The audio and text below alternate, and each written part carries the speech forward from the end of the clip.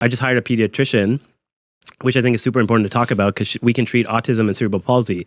And like those are two conditions that the medical community is completely unmet needs. Like those parents are in such tough positions, like having a kid and like being told that there's nothing they can do. And these things can actually make a big difference. Like, again, I was very skeptical of this stuff, but I've seen it firsthand on how much it can change people's lives.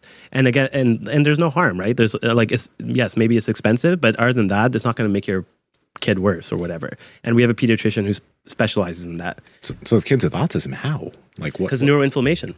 That's what we think, and the microbiome.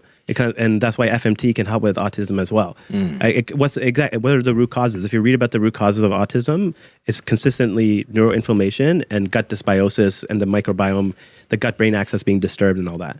So those are like two of the biggest root causes. It's not like you can necessarily, I mean, there are some people who've literally gone from they're literally not talking to talking.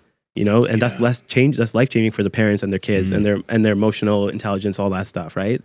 So it can be, and it's also one of those things that's like, what else do they have to offer you here, right? It's not like they have anything else to offer you. So I think the people who criticize, you know, unconventional stuff, like, it's like, well, what are you doing for it? Right. Yeah. What's the alternative? What about something like ADHD?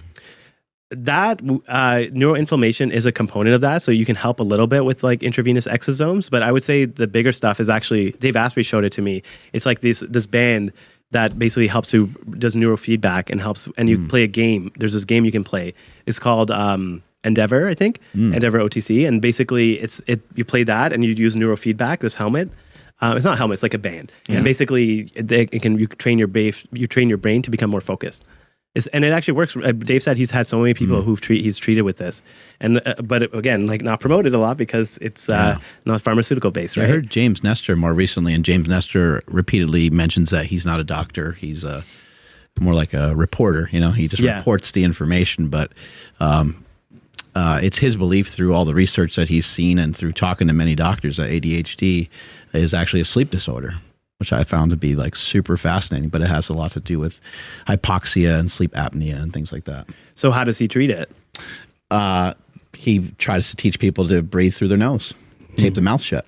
A lot of young people end up like breathing. And also, that's it. Encourages people to just chew hard foods and things like that to help build up the jaw and the airway and things of that nature. Right. Yeah. No, that makes sense. I think that, again, you're coming back to first principles, right? Fundamental. What's the root cause? Right. And so if you're doing that and combining it with something like this, I feel like you could change a lot of people with ADHD's lives.